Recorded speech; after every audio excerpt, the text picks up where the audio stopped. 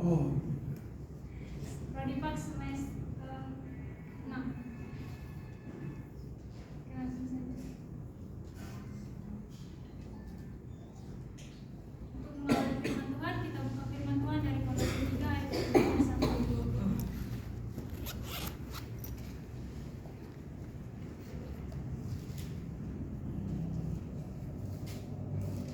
Sudah ketemu, aman?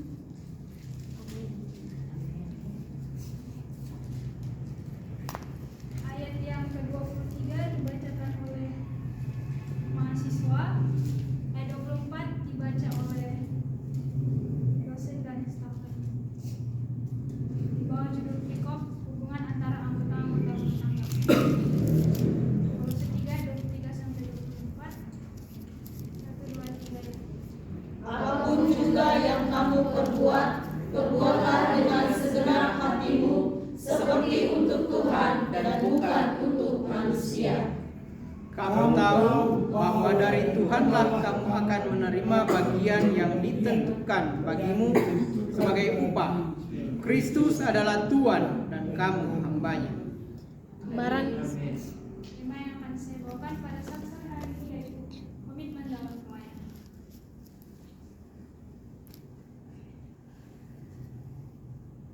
Nah, latar belakang dari kitab ini yaitu di mana Paulus pada saat itu menasihati kelompok rumah tangga tentang bagaimana ia harus berperilaku dan memiliki sikap sebagai seorang hamba. Khususnya pada ayat 23 sampai 24 ini menceritakan bahwa hamba yang harus mengerjakan segala sesuatu dengan segenap hati, dan itu merupakan integritas dan kesetiaan dalam pekerjaan mereka. Nah, dengan bekerja Tuhan akan memberikan mereka upah, dan mereka akan menerima upah daripada Tuhan. Nah, ini ada definisi komitmen menurut Paulus adalah sebuah janji atau tekad yang kuat untuk melakukan sesuatu atau mendukung sesuatu. Komitmen itu adalah suatu konsisten, di mana ketika seseorang sudah melakukan yang namanya komitmen, pasti dia akan sungguh-sungguh bertanggung jawab dan memiliki kewajiban atas komitmen itu. Pelayanan itu adalah tindakan yang dilakukan oleh orang percaya sebagai wujud tanggung jawab mereka kepada Tuhan Yesus yang mereka layani. Jadi teman-teman, komitmen dalam pelayanan itu adalah suatu kesetiaan kita dalam melayani Tuhan. Kesetiaan kita dalam mengikuti Tuhan dan melakukan apa yang menjadi pekerjaannya Tuhan dalam hidup kita. Di berikut ada beberapa tokoh yang komitmen dalam pelayanan. Yang pertama Paulus, dia menyebarkan Injil, dia mendirikan gereja-gereja, dia juga menulis surat. Kita sudah banyak tahu yang mengenai surat dari Paulus. Kemudian ada yang namanya Samuel, dia dipanggil oleh Tuhan. Tuhan sendiri yang memanggilnya. Jadi dia setia di dalam panggilannya Tuhan. Bahkan dia mengurapi raja-raja orang Israel.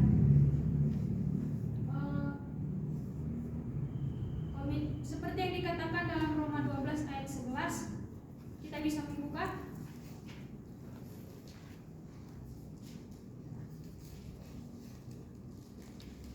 Roma 12 ayat 11 dikatakan di sana, janganlah hendaknya kerajinan kendor, biarlah rohmu menyala-nyala dan layanilah Tuhan.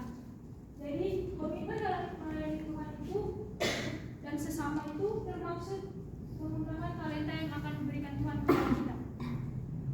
Jadi teman-teman, ibu bapak dan saudara semuanya, biarlah kita melakukan apa yang menjadi tanggung jawab kita dengan rajin, terutama dalam melayani Tuhan.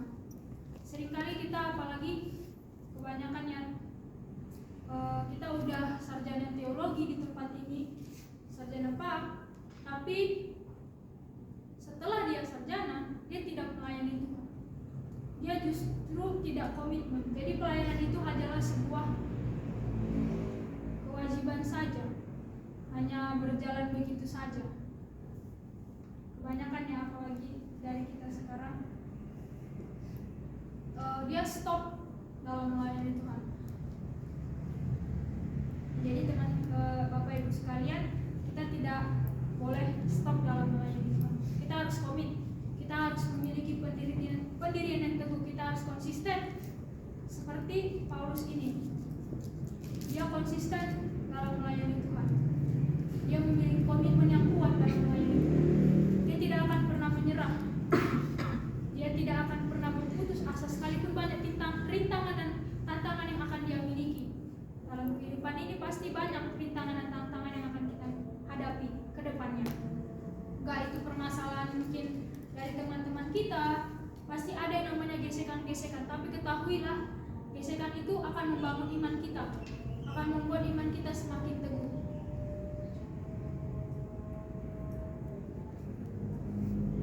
Berikut adalah cara agar kita supaya bisa berkomitmen kepada Tuhan. Yang pertama, menetapkan tujuan yang jelas. Bapak Ibu saudara-saudara sekalian, pastikan kita memiliki tujuan yang jelas dalam pelayanan.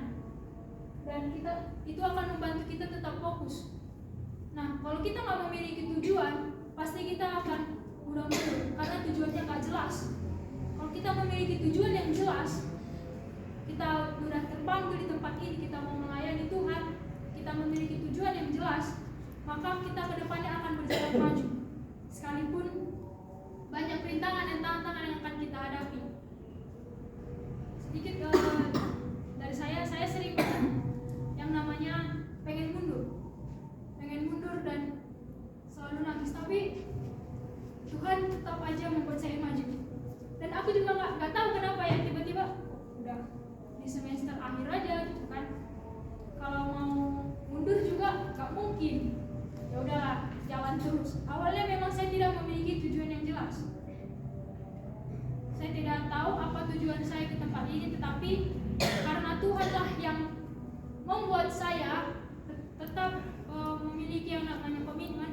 Dan saya memiliki komitmen setelah saya lulus nanti saya tetap melayani Tuhan. Saya tidak mau menjadi jemaat biasa. Saya harus tetap melayani Tuhan. Melayani Tuhan itu bukan hanya di gereja sebenarnya teman-teman. Di kehidupan sehari-hari juga itu juga termasuk melayani Tuhan. Di mana-mana pun, apalagi kita harus menyebarkan yang namanya Injil. Injil itu adalah suatu pegangan dalam kampus kita, nggak hanya kampus kita aja ya, tapi pegangan dalam kehidupan kita juga. Oke? Yang kedua yaitu mengelola waktu dengan baik. Jadi teman-teman, kita harus memprioritaskan waktu untuk melayani. Jangan, itu akan membantu kita untuk tetap konsisten dan tidak kewalahan. Banyak juga saudaraku yang terkasih dalam nama Tuhan Yesus, banyak juga kita melayani, tapi kita tidak memperhatikan yang namanya kesehatan kita tidak memperhatikan yang namanya waktu kita. Memang pelayanan itu adalah prioritas, tetapi memang Tuhan itu adalah prioritas, tetapi kita harus melihat dulu kesehatan kita penting atau tidak, keluarga kita juga. Jadi teman-teman di sini biarlah kita bisa mengatur waktu dengan baik. Ada waktu untuk melayani, ada waktu untuk keluarga, dan ada waktu untuk belajar dan lain sebagainya. Waktu itu sangat dibutuhkan. Waktu itu adalah segalanya. Jadi teman-teman, selagi Tuhan memberikan waktu untuk kita, waktu untuk melayani Dia, gak hanya melayani sekedarnya saja, tetapi melayani dalam kehidupan kita sehari-hari, dalam perbuatan kita. Perbuatan itu juga termasuk melayani teman-teman. Apa yang kita kerjakan hari ini. Jadi makanya ada seperti lagu yang mengatakan kerja buat Tuhan selalu manise. Jadi kita kerja buat Tuhan bukan untuk manusia. Jadi apapun yang kita kerjakan, kita jangan pernah mengeluh. Tetap kerjakan dengan segenap hati. Walaupun kadang-kadang kita mungkin bosan, mungkin kadang-kadang kita juga malas, apalagi anak-anak muda kan. Tapi percayalah teman-teman, saudara sekalian, apa yang kita perbuat dalam kehidupan kita sehari-hari itu akan menjadi dampak dimanapun kita berada. Di luar sana pun nanti kita dilempar kemanapun, kita akan tetap menjadi emas. Emas ini dilempar pun ke dalam lumpur, dia akan tetap bersinar. Dia tetap akan menjadi emas. Dia tidak akan pernah redup. Begitulah kita emas. Biarlah kita di tempat ini menjadi seperti emas. Emas yang dilempar kemana saja dia akan hidup. Dia tidak akan redup sama sekali. Untuk itu teman-teman, biarlah kita bisa membagi waktu kita dalam segala hal, dalam kehidupan sehari-hari kita. Biarlah kerajinan kita itu dalam melayani Tuhan tidak mundur, tidak kendor, tidak runtuh, tetapi tetap menyala, tetap berapi-api, tetap semangat, dan jangan pernah menyerah. Nah, poin yang ketiga yaitu mengembangkan kemampuan. Setiap kita pasti memiliki yang namanya kemampuan. Setiap kita pasti memiliki yang namanya talenta. Tuhan memberikan masing-masing kita talenta yang berbeda-beda sesuai dengan kemampuan kita. Setiap talenta orang itu tidak sama.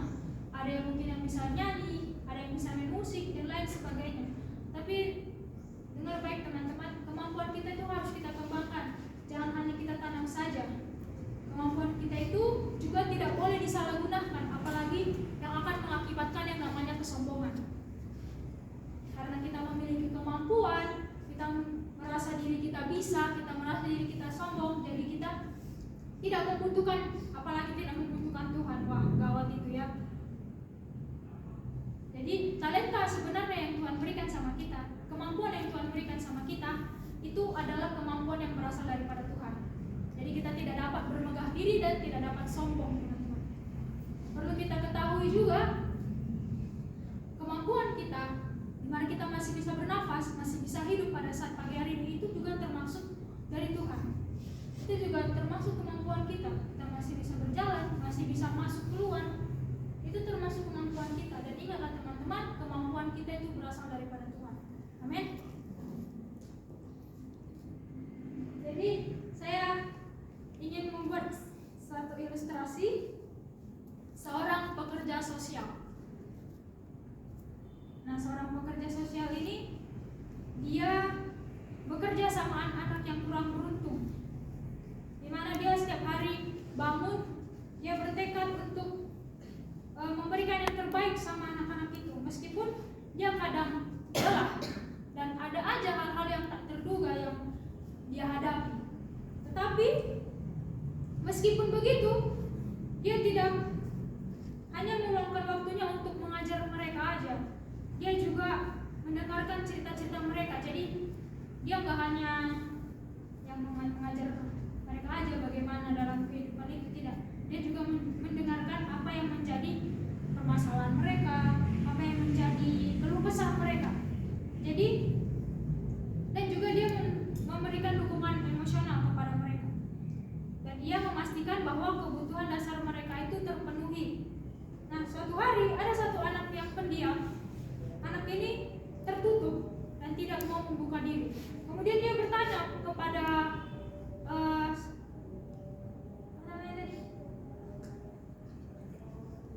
dia bertanya sama pekerja sosial ini, mengapa kamu begitu baik kepadaku? Mengapa kamu begitu membantuku, membantu anak-anak yang lain juga, memberikan kami kehangatan, memberikan kami senyuman setiap hari? Kemudian pekerja sosial itu bilang, saya tidak melakukan hal ini untuk mendapatkan apapun, tapi saya melakukannya karena saya peduli padamu, saya juga peduli kepada anak-anak yang lain. Makanya saya ingin membantumu dan anak-anak yang lain bertumbuh dengan hebat dan menjadi orang yang luar biasa. Teman-teman, apa yang bisa kita ambil dari ilustrasi ini? Seringkali kita melihat komitmen yang sejati itu dalam tindakan kita sehari-hari. Jadi pekerja sosial tersebut tidak hanya melakukan tugasnya sebagai rutinitas, tetapi dia juga memberikan dirinya sepenuh hati. Dia komitmen untuk menjadikan anak-anak itu menjadi anak yang hebat, anak yang bertumbuh secara hebat. Itu komitmen dari pekerja sosial itu. Yang bisa kita tarik kesimpulannya adalah teman-teman, kita harus bisa menjadi seperti pekerja sosial ini yang memiliki komitmen untuk menumbuhkan anak-anak itu secara hebat. Anak-anak secara hebat itu maksudnya untuk terus berkomitmen melayani Tuhan, untuk tidak mundur dan tidak merasa lelah. Walaupun tadi dibilang kadang-kadang dia merasa lelah kan, lelah karena ya menghadapi anak-anak. Teman-teman tahu lah ya, ada juga kejadian hal-hal yang tidak terduga. Jadi Bapak Ibu Saudara-saudari sekalian, bila kita menjadi ilustrasi ini mengajarkan kita untuk berkomitmen sepenuh hati kepada Tuhan.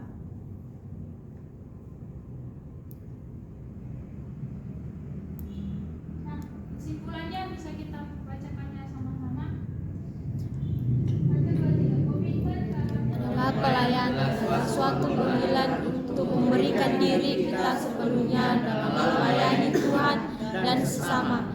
Ini bukan hanya tentang memenuhi kewajiban, tetapi tentang menghidupi nilai-nilai kasih, integritas, dan kesetiaan dalam setiap tindakan kita. Jadi dalam melayani Tuhan, kita harus konsisten.